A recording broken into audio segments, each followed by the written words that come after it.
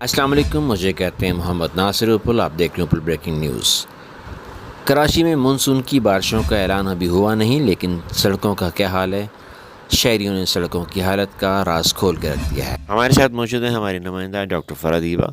जानने की कोशिश करते हैं कि फ़रा दीबा के पास क्या अपडेट्स हैं। जी फ़रा, आप इसके बारे में बताइए कि आपके पास क्या ख़बरें हैं। जी अस्सलाम वालेकुम। जी बहुत शुक्रिया नासिर साहब। मैं इस वक्त मौजूद हूँ औरंगी टाउन में, जहाँ एक शहरी की जानिब से शिकायत की गई थी कि मानसून की बरसात करीब है और सारा कराची बल्कि पूरा मुल्क जानता है कि मानसून की बरसात कभी कभी बाइस रहमत की जगह बाइस ज़हमत बन जाती है। ऐसी ही एक निशानदेही औरंगी के एक शहरी ने करवाई कि मेन रोड पर एक गहरा खड्डा किसी तरक्याती काम की वजह से खोदा गया था, लेकिन इसे बाद भरा नहीं जा सका। ये खड्डा किसी भी वक्त बड़े हादसे का सबब बन सकता है। आइए देखते हैं कि ये शहरी क्या कहना चाहते हैं। मैं अभी औरंगी टाउन में खड़ा हूँ। औरंगी टाउन के एक सड़क का हाल देखें आप। ये सड़क जो है मेन शाहरा पर है, जहाँ पर हज़ारों गाड़ियाँ रोज़ जाती हैं और लाखों की तादाद में मुसाफिर यहाँ से गुजर रहे होते हैं, मोटरसाइकिल में, पैदल, रिक्शा। ये देखिए, ये इस तरफ जो है, ये देखिए आप, ये इस तरफ करीब आऊंगे, इस तरफ ये देखें आप।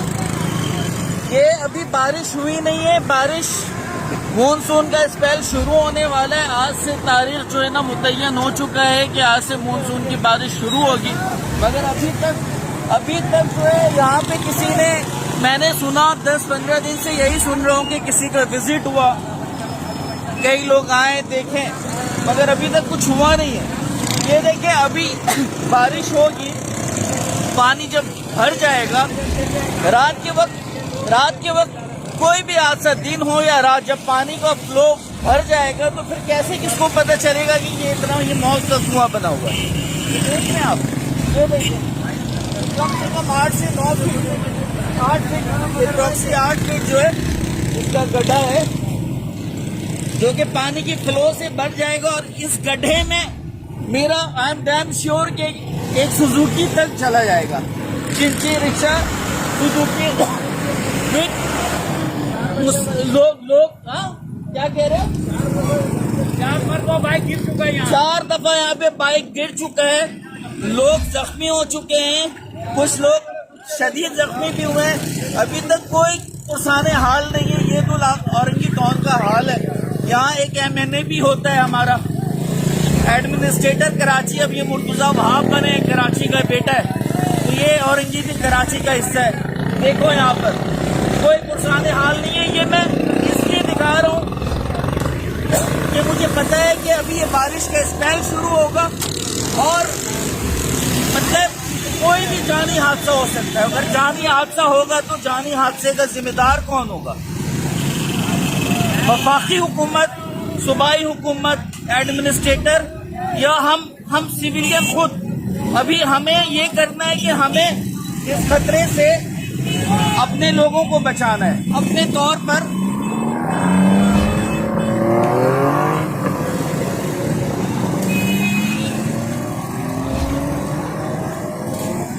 अच्छा, हटो इंजीनियर भाई, आपका बच्चा है, ये तो भी बोर्ड पे खिला है।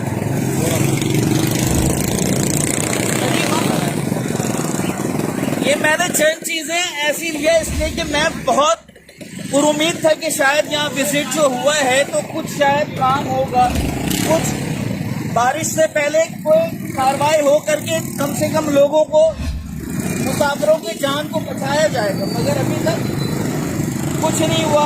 और मैं एहतियातन ये लेकर आया हूँ और मैं अपने अहले कराची से ये अपील करता हूँ कि उनके घर के सामने, दुकान के सामने, ये इलाके में कुछ इस तरह का डेंजर जोन हो या बिजली के मामलात हो जिससे बिजली लोगों को लग सकता हो, तो खुदारा अपना हक अदा करें। इंसानी हक जो होता है, इंसानी जो आपका फर्ज बनता है, उसको पूरा करें और उसको अपने लोगों को, अपने घर वालों को, अपने इलाका, अहले मोहल्ला को बचाने की पूरी कोशिश करें। ये हम सब की जिम्मेदारी है।